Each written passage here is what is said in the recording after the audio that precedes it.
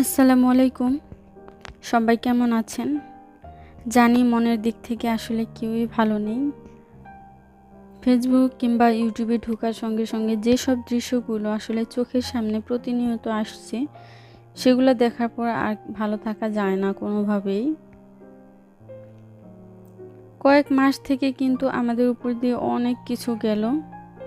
তো সব কাটিয়ে একটু ভালো থাকার চেষ্টা করছিলাম, হঠাৎ করে এই প্রাকৃতিক দুর্যোগ। ফেসবুক, ইউটিউবে যেসব দৃশ্যগুলো দেখছি আসলে সেই সব দৃশ্যগুলো বাস্তবে যাদের সাথে ঘটছে তাদের কথা চিন্তা করলেই গাটা শিউরে ওঠে, আর ভালো থাকা হয়ে ওঠে না। চোখ দিয়ে অঝরে অশ্রু পড়ে। কিছু করার নেই, প্রাকৃতিক দুর্যোগ, আমাদের হাতে তো আর কিছু নেই। আল্লাহ পাকের নির্দেশে সব কিছু হয়, আল্লাহ চেয়েছেন বলেই হয়েছে। তবে আল্লাহর উপর ভরসা রাখছি, আল্লাহ সব ঠিক করে দিবেন। তো ততদিন পর্যন্ত আমাদের যতটা করা সম্ভব ততটাই করব এদের জন্য। তো যে যার জায়গা থেকে যতটুকু পারেন সাহায্য করবেন আপনারা।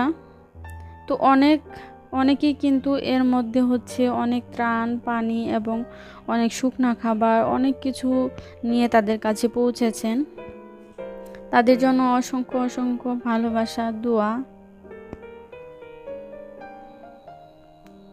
তারা আজকে যদি এভাবে পাশে না দাঁড়াতো তাহলে বন্যা কবলিত মানুষের কোনো আশ্রয় থাকতো না, কোনো বেঁচে থাকার কোনো আশাই থাকতো না। তাদের সব হারিয়ে ফেলেছে, অনেকের বাসা হারিয়ে ফেলেছে, অনেকের আপনজন হারিয়ে ফেলেছে।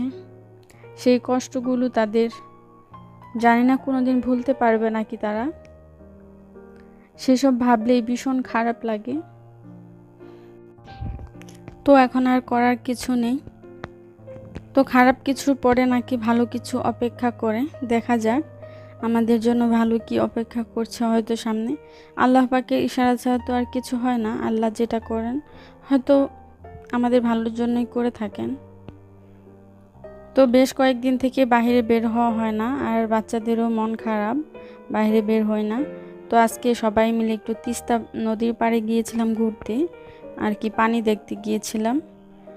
আর সেই সাথে ছেলেমেয়েরা তো খুব মজা করেছে সেখানে। আর আমাদেরও ভালোই লেগেছে, অনেক দিন থেকে যেহেতু বের হয় না, আর মনটাও ভালো নেই। ওখানে যাওয়ার পরে একটু ভালো লেগেছিল।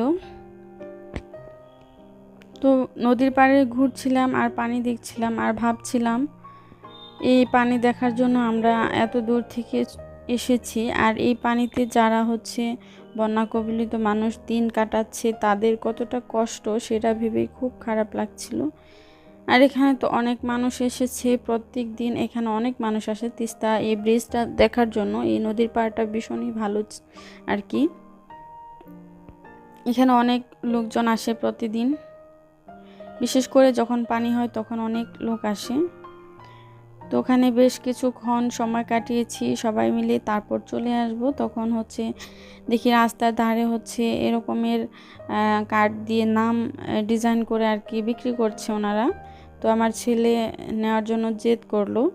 তো আমার ছেলের আর মেয়ের দুইটা নাম ওখান থেকে আমরা কিনে নিয়ে এসেছি। তো বাসায় আসার পরে হচ্ছে ওই দিন আর কিছু করিনি। তো তারপরের দিনের ভিডিও এটা। পরের দিন হচ্ছে আপনার এটা আমি একটা কার্ডবোর্ড কেটে আর কি দুইটা, তার মধ্যে হচ্ছে পাটের বস্তা পেঁচিয়ে তার উপরে আর কি হচ্ছে নামগুলো সেট করে দিচ্ছি গ্লু গানের সাহায্যে। তো এটা মূলত আমি একটা ওয়াল হ্যাঙ্গিং বানাবো, তার জন্য আইডিয়াটি আপনাদের সাথে শেয়ার করেছি। আশা রাখছি আইডিয়াটি আপনাদের কাছে অনেক ভালো লাগবে, তাই স্কিপ না করে পুরো ভিডিওটি দেখবেন। তো এগুলা হচ্ছে আনার পরে কোথায় রাখবো আর কি এলোমেলো হয়ে যাবে, কোথাও আর কি ওরকমভাবে রাখার জায়গা ছিল না। দেখা যায় ভালো লাগছিল না কোথায় রাখবো এটা ভাবছিলাম। তো তারপরে এই আইডিয়াটা হঠাৎ করে আসলো, যেটা দিয়ে আমি একটা ওয়াল হ্যাঙ্গিং বানাতে পারি, সেটা দেয়ালে হ্যাং করলে অবশ্যই ভালো লাগবে দেখতে। তারপরে আর কি করা, তো এখানে হচ্ছে আরও কিছু ক্লে দিয়ে ফুল বানিয়েছি। তো এই ফ্লাওয়ারগুলো এখানে লাগিয়ে দিচ্ছি গ্লুগানের সাহায্যে, দেখতে আরও বেশি ভালো লাগবে তার জন্যই আর কি। ছোটোখাটো আইডিয়া যখন আসে তখন কিন্তু সেটা করার পর বেশ ভালোই লাগে। তো এই আইডিয়াগুলো দিয়ে কিন্তু আমার অনেক ডিআইওয়াই করা আছে। তো সেগুলো আমি চ্যানেলে ভিডিও আপলোড করেছি, অনেক করিনি। তো যারা দেখেননি তারা কিন্তু চাইলে আমার সেই ভিডিওগুলো দেখে আসতে পারেন। আমার চ্যানেলে অনেকগুলো ভিডিও আছে এরকম DIY করা।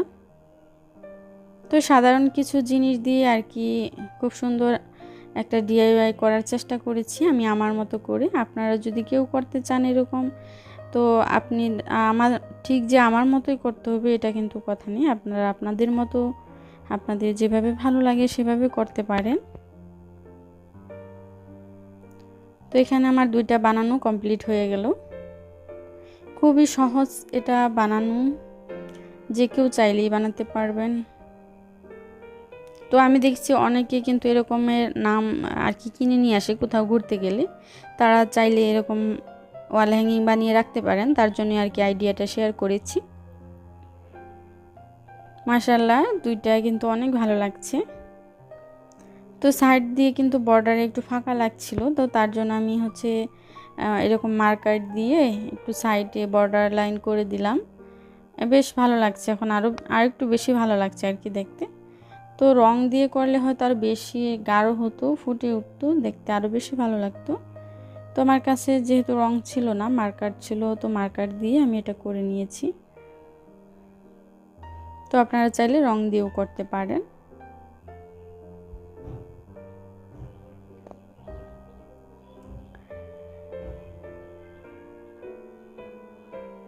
তো দুটাতেই আমি বর্ডার লাইন দিয়ে দিলাম এবং এখানে বাসায় আমার ফিতা ছিল একটু, তো ফিতা দিয়ে আজকে এটা করব, রশি দিয়ে করব না। তো আপনারা চাইলে বিভিন্ন ধরনের দড়ি ইউজ করতে পারেন। তো আমি এই ফিতা মধ্যে গ্লুগান আটকে তো সেটা এখানে লাগিয়ে দেব। যেহেতু এটা ওয়াল হ্যাঙ্গিং, তো তার জন্য আর কি এটা লাগানো।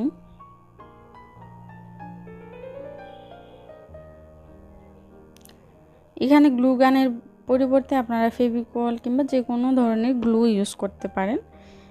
তো বানানোর পরে আমি এখানে নিচে কিছু টার্সেলও ঝুলিয়ে দিলাম। আর দেখেন মাশাআল্লাহ কতটা ভালো লেগেছে। এখন আমার কাছে তো খুবই ভালো লেগেছে। আপনাদের কাছে কেমন লেগেছে অবশ্যই আমাকে কমেন্ট করে জানাবেন। ভালো লাগলে তো ভিডিওতে অবশ্যই লাইক দেবেন, এবং যারা আমার চ্যানেলটা এখনও সাবস্ক্রাইব করেন নাই, ভিডিও দেখেন তবে সাবস্ক্রাইব করেন নাই, তারা প্লিজ সাবস্ক্রাইব করে রাখবেন আমার চ্যানেলটি। এ ধরনের আরও ভিডিও পেতে হলে কমেন্টে জানাবেন, আমি বিভিন্ন ধরনের আরও আইডিয়া শেয়ার করব। আজকে এখানেই বিদায় নিচ্ছি। সবাই ভালো থাকবেন, সুস্থ থাকবেন। আল্লাহ হাফেজ।